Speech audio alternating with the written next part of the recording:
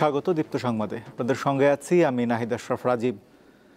প্রতিষ্ঠার পর জাতীয় নাগরিক পার্টি এনসিপি তাদের প্রথম কর্মসূচির অংশ হিসেবে সাভারে জাতীয় স্মৃতিসৌধে শ্রদ্ধা নিবেদন করেছে। সকাল ৮টার দিকে জাতীয় স্মৃতিসৌধে শহীদদের প্রতি শ্রদ্ধা জানান দলটির নেতাকর্মীরা। শ্রদ্ধা নিবেদন শেষে গণমাধ্যমের সাথে কথা বলেন তারা। জাতীয় নাগরিক পার্টির আহ্বায়ক নাহিদ ইসলাম জানান, সেকেন্ড রিপাবলিক প্রতিষ্ঠায় কাজ করবে এনসিপি। দেশের মানুষের সমর্থন প্রত্যাশা করেন সদস্য সচিব আখতার হোসেন। গত ২৮ ফেব্রুয়ারি রাজধানীর মানিক মিয়া অ্যাভিনিউয়ে বিশাল সমাবেশের মধ্য দিয়ে নতুন রাজনৈতিক দল হিসেবে আনুষ্ঠানিকভাবে যাত্রা শুরু করে জাতীয় নাগরিক পার্টি। এরপর ২১৭ সদস্যের আংশিক আহ্বায়ক কমিটি অনুমোদন দেওয়া হয়।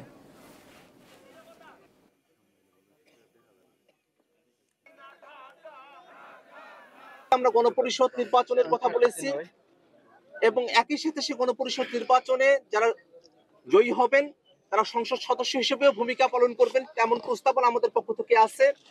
আমরা সারা দেশের মানুষের কাছে আমরা দোয়া চাই যাতে করে যে তারুণদের হাত ধরে জাতীয় নাগরিক পার্টি এনসিপি তার কার্যক্রম শুরু করেছে, যেন বাংলাদেশের সকল সম্প্রদায়ের মানুষকে, সকল ঘরানার মানুষকে, সকলের জন্য একটা আস্থাভাজন রাজনৈতিক দল হিসেবে আমরা আমাদের যাত্রা শুরু করতে পারি। আমাদের যে একটি স্লোগান দেওয়া হয়েছিল ইনকিলাব জিন্দাবাদ, সেটা নিয়ে অনেকের মুখে কথা শোনা যাচ্ছে। আমরা পুরো বাংলাদেশকে বলতে চাই, পুরো বিশ্ববাসীকে বলতে চাই, বাংলাদেশের জনগণ, মাটি এবং মানুষের যারা রয়েছেন পুরো আকাশের মধ্যে ইনকিলাব জিন্দাবাদ লিখে দিবে ইনশাআল্লাহ। জাতীয় নাগরিক পার্টি এই মুহূর্তে তার প্রথম লক্ষ্য হচ্ছে তার সাংগঠনিকভাবে কার্যক্রম বিস্তৃত করা, তৃণমূলে সাংগঠনিক কার্যক্রম বিস্তৃত করা এবং নিবন্ধন নিতে যেই ধরনের শর্তাবলী পূরণ করতে হয় সেই শর্তাবলী পূরণ করার দ্রুত সময়ের মধ্যে পূরণ করে আমরা নিবন্ধন কার্যক্রম আগাবো। এ মাসের মধ্যে আমরা আমাদের গঠনতন্ত্র যে প্রণয়নের কাজ, সেই প্রণয়নের কাজটা আমরা শুরু করব। সাভারের ঢাকা-আরিচা মহাসড়কে ঢাকা জেলা উত্তর গোয়েন্দা পুলিশের পক্ষ থেকে নজরদারি বাড়ানো হয়েছে। প্রয়োজনে সন্দেহভাজন যানবাহনে তল্লাশি চালানো হচ্ছে।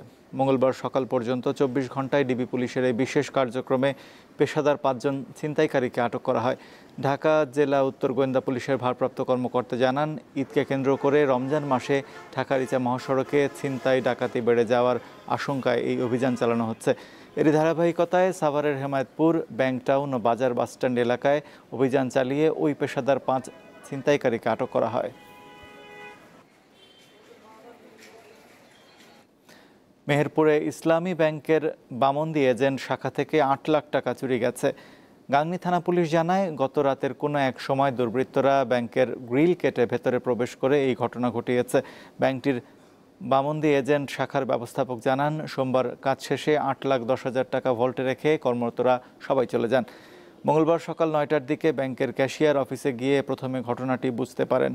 টাকার পাশাপাশি দুর্বৃত্তরা সিসিটিভির যন্ত্রপাতিও নিয়ে গেছে বলে জানান এজেন্ট শাখার ব্যবস্থাপক।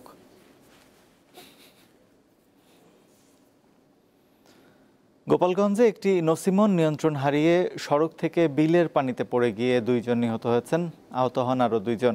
গতরাতে গোপালগঞ্জ সদর উপজেলার কাজুলিয়া এলাকায় এই দুর্ঘটনা ঘটে। পুলিশ জানায়, একটি নসিমনে বাঁশ ও গাছের গুঁড়ি বোঝাই করে কয়েকজন শ্রমিক সদর উপজেলার শেওড়াবাড়ি থেকে কাজুলিয়া বাজারে যাচ্ছিলেন। এ সময় নসিমনটি কাজুলিয়া এলাকায় পৌঁছালে চালক অপর একটি ভ্যানকে সাইড দিতে গেলে নিয়ন্ত্রণ হারিয়ে বিলের পানির মধ্যে পড়ে যায়। এতে নসিমনের নিচে পড়ে পানিতে ডুবে ঘটনাস্থলেই ২ শ্রমিক সদানন্দ ও নিরঞ্জন নিহত এবং অপর ২ জন আহত হন। পরে খবর পেয়ে পুলিশ এবং ফায়ার সার্ভিসের কর্মীরা ঘটনাস্থলে গিয়ে নিহতদের মরদেহ ও আহতদের উদ্ধার করে।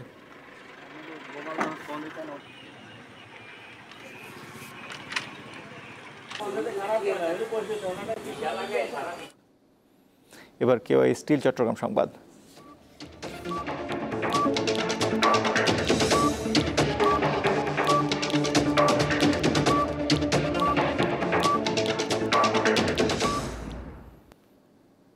চট্টগ্রামের সাতকানিয়ায় গণপিটুনিতে সন্দেহভাজন ২ ডাকাত নিহত হয়েছে। এ ঘটনায় আহত হন অপর ৪ জন। সোমবার রাতে সাতকানিয়ার এউচিয়া ইউনিয়নের ছনখোলা এলাকায় এই ঘটনা ঘটে। পুলিশ জানায়, তারাবির সময় সিএনজি চালিত একটি অটোরিকশায় বেশ কয়েকজন সশস্ত্র ডাকাত একটি বাড়িতে হানা দেয়। গ্রামবাসী বিষয়টি টের পেয়ে তাদের ধাওয়া করতে শুরু করে। এক পর্যায়ে গ্রামবাসীকে লক্ষ্য করে গুলি ছোড়ে পালানোর চেষ্টা করে ডাকাতরা। তবে তাদের মধ্যে ২ জনকে ধরে গণপিটুনি দেন উত্তেজিত জনতা। এতে ২ জনই মারা যান। আর ডাকাতদের ছোড়া গুলিতে আহত হন 4 জন। পরে পুলিশ ও সেনা সদস্যরা ঘটনাস্থলে পৌঁছে পরিস্থিতি নিয়ন্ত্রণে আনে।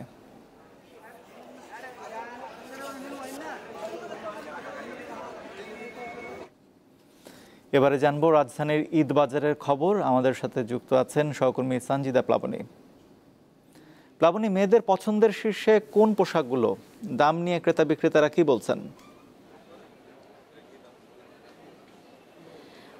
পছন্দের শীর্ষে যদি বলি রাজীব, সেক্ষেত্রে আসলে মেয়েরা বিদেশি কিছু থ্রি পিস রয়েছে, সেগুলি আসলে তাদের পছন্দের শীর্ষে আছে বলে আমাদেরকে কিন্তু আসলে এখানকার যারা ক্রেতা আছেন, আমি আসলে এই মুহূর্তে এলিফ্যান্ট রোডের একটি বিপণী বিতানে রয়েছে, যেখানে ঈদের রোজার তৃতীয় দিন। আজকে তৃতীয় দিনে কিন্তু আসলে আমরা দেখতে পাচ্ছি যে ভিড় আসলে নেই, কিন্তু ক্রেতারা আসছেন এবং এই ভিড়টা এড়াতেই আসলে তারা এখানে আসছেন এবং পছন্দের শীর্ষে আছে আসলে পাকিস্তানি কিছু থ্রি পিসের কথা আমাদেরকে ক্রেতারা জানিয়েছেন, যে তারা পাকিস্তানি কিছু তাওয়াকুল বা আগানুর বা বিভিন্ন লেবাস নামের কিছু থ্রি পিস এসেছে, যেগুলো তারা পছন্দ করছেন এবং পছন্দের শীর্ষে রয়েছে।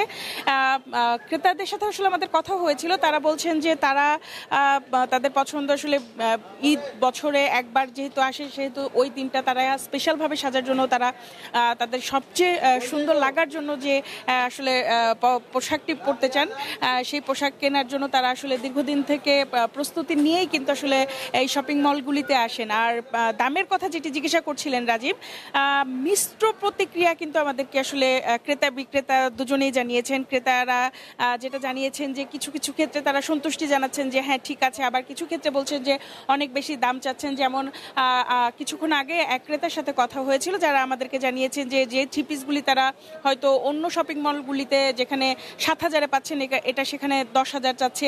এরকম স্থান ভেদে আসলে তাদের কাছে দাম চাওয়া হচ্ছে, বেশি হচ্ছে বলে এরকম তারা আমাদেরকে বলেছেন। আবার ক্রেতারাও কিন্তু বলেছেন যে ক্রেতাদের মনে হচ্ছে যে তারা যে দামটি রাখছেন সেটা একদমই স্বাভাবিক এবং তাদের বিভিন্ন খরচ থেকে তারা কিন্তু তাদের যে দামটি রাখছেন সেই খরচ কিন্তু শেষ করে তাদের লাভের অংশ খুব বেশি আসলে থাকছে না। তো এই আসলে এই মুহূর্তে আমার কাছে ঈদ বাজারের সর্বশেষ খবর ছিল। রাজীব। প্লাবনী, আপনাকে ধন্যবাদ। দর্শক, ঈদ বাজারের খবর জানাচ্ছিলেন সহকর্মী সঞ্জিদা প্লাবনী। হোগলা পাতা, কলা গাছের শুকনো অংশ, কচুরিপানা ও পাটের আঁশ থেকে দৃষ্টিনন্দন ও পরিবেশ বান্ধব পণ্য তৈরি করছেন ফরিদপুরের এক নারী উদ্যোক্তা। বদরপুরে তার কারখানায় কাজ করছেন 20 নারী শ্রমিক। তাদের সবাই দুস্থ। বিভিন্ন আকারের ম্যাট, ঝুড়ি, ব্যাগ, ফ্লোর ম্যাট, পাপোশ, ওয়ালমেট সহ 50 ধরনের পণ্য তৈরি করে আরাধ্য ক্রাফট অ্যান্ড ক্রিয়েশন এর উদ্যোক্তা স্মৃতি রায়। তিনি একটি গবেষণা প্রতিষ্ঠানে কর্মরত থেকেও গড়ে তুলেছেন এই কারখানা। আমাদের পাট এবং হোগলা পাতা এই দুইটাই আমাদের প্রধান কাঁচামাল। যেরকম দেখেন, লেখাপড়ার পাশে সব কাজ করতেছি। আমি ইনকাম করে নিজে ভালো আছি এবং কি আমার পরিবারকেও আমি সহযোগিতা করতে পারছি। নিজের শিল্প সত্তাকে মনের মাধুরী মিশিয়ে পণ্যে পরিণত করেছেন তিনি। এর জন্য অর্ডারও পাচ্ছেন প্রচুর। এর বেশিরভাগই যাচ্ছে দেশের বাহিরে। স্থানীয় বাজারেও রয়েছে চাহিদা। চাকরি করে পরিবার চালায় যতটুকু টাকা সঞ্চয় করতে পারি, এবং আমার কিছু বন্ধু বান্ধব ওরা আমাকে কিছু ধার দিয়েছিল, তখন যখন শুরু করি। জার্মানিতে এখন ফেয়ার চলছে, অনেক জায়গায় মানে 32টা কান্ট্রিতে মূলত যায়, কানাডা, আমেরিকা সহ তুরস্কতে বেশি যায়। তো কাজগুলা আমি নিজে এক্সপোর্ট করতে পারছি না। আমার সেই যদি প্রতিষ্ঠানকে বড় করতে পারি, তখন আমি নিজে সরাসরি এক্সপোর্ট করতে পারবো। নতুন উদ্যোক্তাদের প্রশিক্ষণ এবং স্বল্প সুদে ঋণ দিয়ে বেকার যুবকদের কর্মসংস্থান সৃষ্টি করতে সহযোগিতার আশ্বাস দিয়েছে বিসিক। তিনি যদি আমাদের কাছে ফাইন্যান্সিয়াল যে সাপোর্টের কথা বলছেন, সেটা আমরা ইনশাআল্লাহ করব এবং তার পণ্য মার্কেটিং এর ক্ষেত্রে কোনো সহযোগিতা দরকার হলে সেগুলো নিশ্চিত করা হবে। প্লাস্টিকের পরিবর্তে পরিবেশ বান্ধব পণ্যের ব্যবহার বাড়াতে বাজার সৃষ্টিতে সরকারের সহযোগিতা চায় ক্ষুদ্র উদ্যোক্তারা। দীপ্ত, বার্তা কক্ষ। দেশের বাইরের খবর। ইউক্রেনকে সামরিক সহযোগিতা প্রদান বন্ধ করে দিয়েছেন যুক্তরাষ্ট্রের প্রেসিডেন্ট ডোনাল্ড ট্রাম্প। স্থানীয় সময় সোমবার হোয়াইট হাউস জানায়, যতক্ষণ না প্রেসিডেন্ট ট্রাম্প মনে করবেন ইউক্রেনের নেতারা শান্তির প্রতি অঙ্গীকারের সদিচ্ছা দেখাচ্ছেন, ততক্ষণ পর্যন্ত সহযোগিতা বন্ধ থাকবে। এটিকে সাময়িকভাবে সহযোগিতা বন্ধ বলেছে হোয়াইট হাউসের এক কর্মকর্তা। ফক্স নিউজ জানায়, যুক্তরাষ্ট্রের যেসব সামরিক সরঞ্জাম এখন ইউক্রেনে নেই সেগুলো এই আদেশের আওতায় পড়বে। যেসব অস্ত্র ইউক্রেনে প্রবেশের অপেক্ষায় পোল্যান্ডে রয়েছে সেসব অস্ত্রও দেওয়া হবে না ইউক্রেনকে। এরই মধ্যে সিদ্ধান্ত কার্যকরের প্রতিরক্ষা মন্ত্রী পিট হেগসেথকে নির্দেশ দিয়েছেন ট্রাম্প।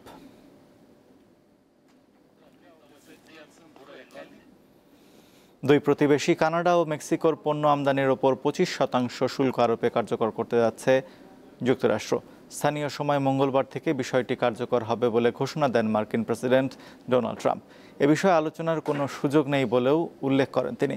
এর আগে ট্রাম্প গত 1 ফেব্রুয়ারি দেশ দুটির ওপর শুল্ক আরোপের ঘোষণা দেন। তখন কানাডা ও মেক্সিকো পাল্টা শুল্ক আরোপের হুমকি দিলেও পিছু হটেননি মার্কিন প্রেসিডেন্ট। জার্মানিতে ভিড়ের মধ্যে দ্রুতগতির গাড়ির ধাক্কায় 2 জন নিহত হয়েছেন।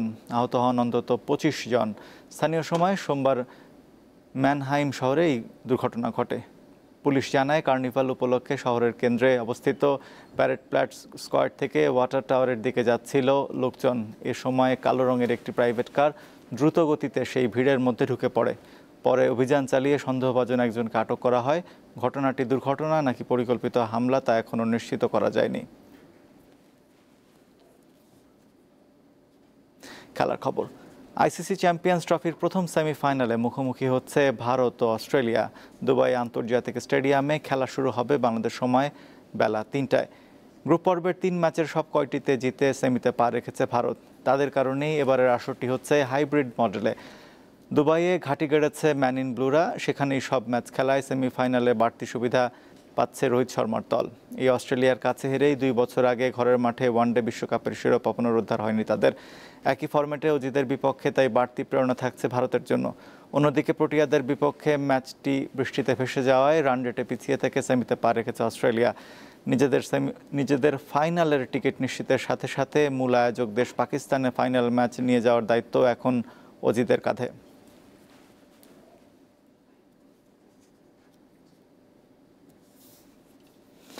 চ্যাম্পিয়ন্স লিগের রাউন্ড অফ 16-এর প্রথম লেগের লড়াইয়ে রাতে মাঠে নামছে Real Madrid, Arsenal, Atletico Madrid ও ডর্টমুন্ড।